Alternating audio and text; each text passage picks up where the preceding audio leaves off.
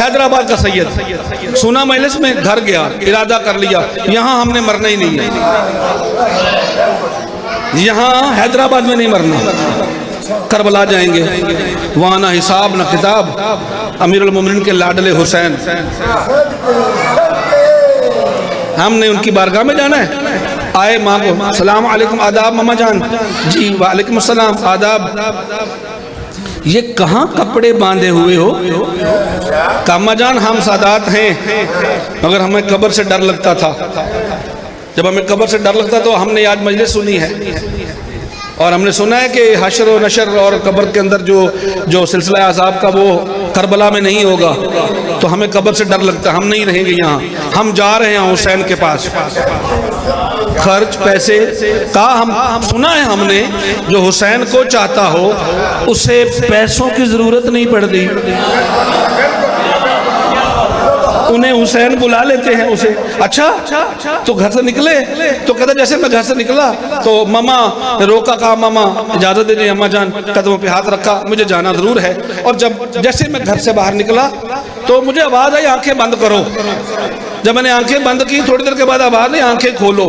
जब मैंने आंखें खोली तो मेरा तो शहर ही नहीं था वो। मैं पढ़ दूं ये रवायत, सुनना चाहते हो ना? ये रवायत पूरी कर दूं।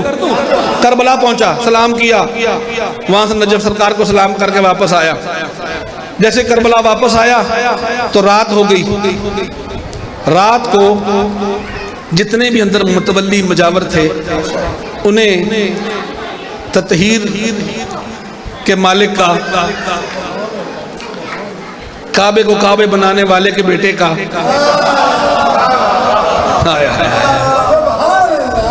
कुरान अजीम गला कटने के बाद भी पढ़ने वाले अजीम इंसान का मौला ने हुक्म दिया, ख्वाब में हुक्म दिया, इसको, इस सैयदजादे को हरम से बाहर नहीं जाने देना, दरवाजे बंद कर देना, ये हरम में रहेंगे।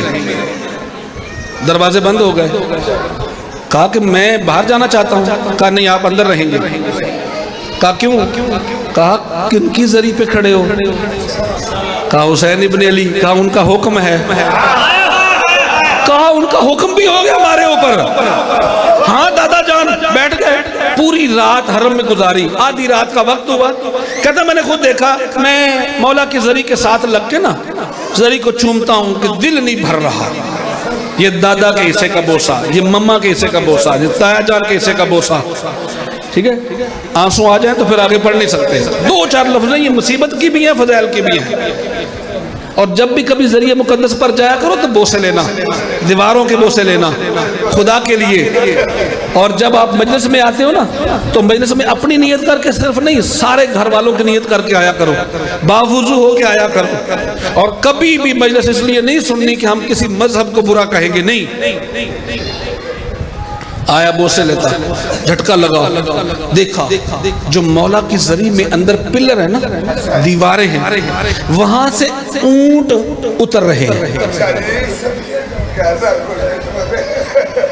ऊंटों के ऊपर कजावे हैं, ऊंट उतरता है उन पिलरों से, दीवारों से ऊंट उतर के जरिए मुकद्दस के पास आता है। कचावे उतरते हैं, ऊंट चला जाता है। कहता जब 1 2 4 5 10 कुछ उतरे तो उसके बाद मैंने देखा। क्या देखा मैंने? अब कोई भी नहीं, तो मैंने कहा जाके मैं देखूं तो संदूक में है क्या। जब मैं संदूक खोला तो वहां मैंने देखा मैयत, डेड बॉडीज, मैयत है। मैंने कहा कैसे बंदे हैं, यहाँ उतार के चले गए, अब इनका जनाजा कौन पढ़ाएगा, इन्हें दफनाएगा कौन? कब्र हुसैन से आवाज आई, या बुनैया, है मेरे बेटे, हमें हुसैन ने, हमने ये आलम मलकूत में थी, इन्हें वहां से जब वहां को चला जाता है तो वापस नहीं आता। हमने तेरे लिए कानून तब्दील करके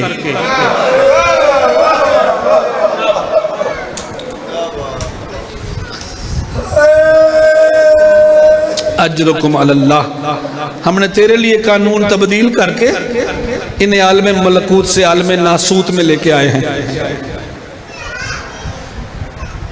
कौन दफनाएगा? हुसैन फरमाते हैं हम दफनाएंगे। मौला कहाँ? करबला में। कहा क्यों? कहा इसलिए कि ये अपने अपने इलाके में हुसैन हुसैन करते मर गए और दिल में ये ख्याल था काश करबला में मरते।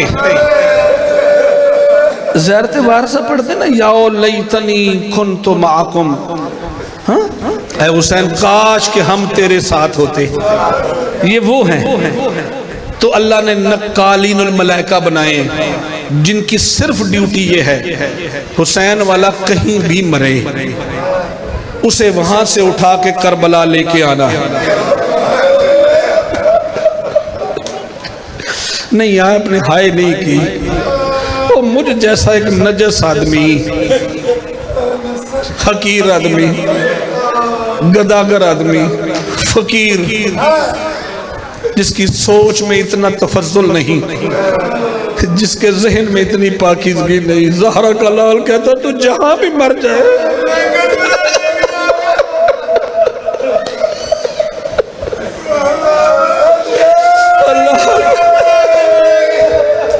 मौला फरमाते हाथ बढ़ाया कि चादर दी। माँ बूढ़ी है, तेरा वादा इसलिए तुझे दिखाया है तू हैदराबाद हो, दुनिया का कोई कोना हो, जहां मरेगा हम तुझे लाएंगे।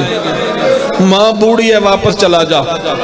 और जाके हैदराबाद दक्कन के सरदार बादशाह को ये चादर दिखाना और कहना मुझे तेरी बेटी का रिश्ता चाहिए।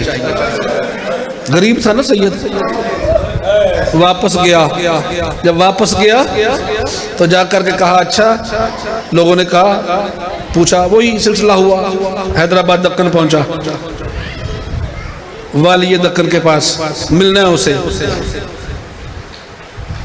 आगे जो निशान ले खड़े होते नहीं जा सकते। कहा नहीं मैं करबला से आया हूं।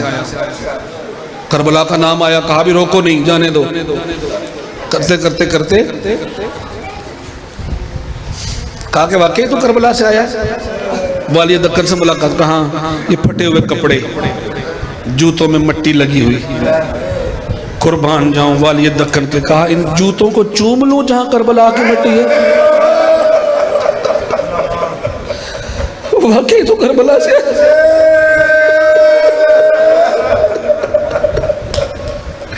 जूतों को चूमो।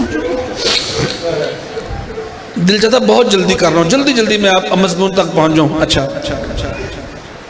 ये दे दो सैयद, इसको कपड़े दो सैयद को, नलाओ धलाओ। 3 दिन मेहमान रखा।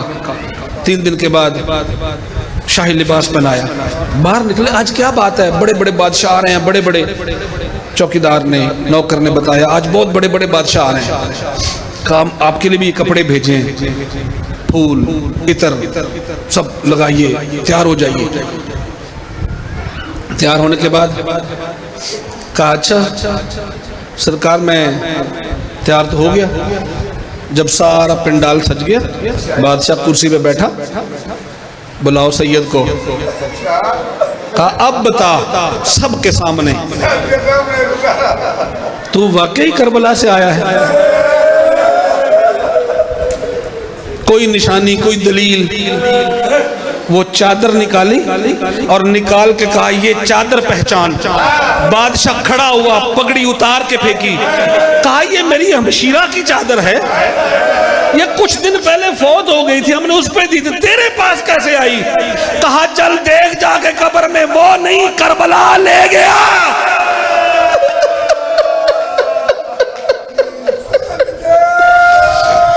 अल्लाह अकबर।